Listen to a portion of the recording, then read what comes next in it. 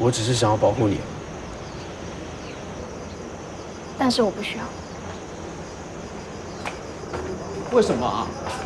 你在槟城有对象了吗？没有。那你为什么不考虑台湾男生？我又不一定要跟男生在一起。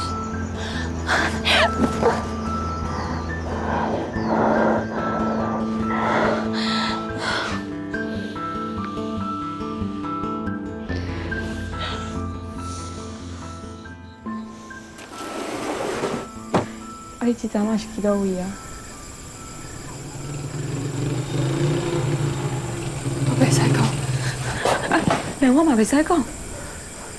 我们两个的事情，就跟那些杂志一样。你果然来找他了。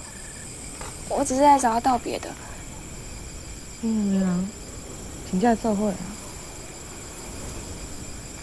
请你对外再也不要讲起我们两个的事情。我是不会承认。所以，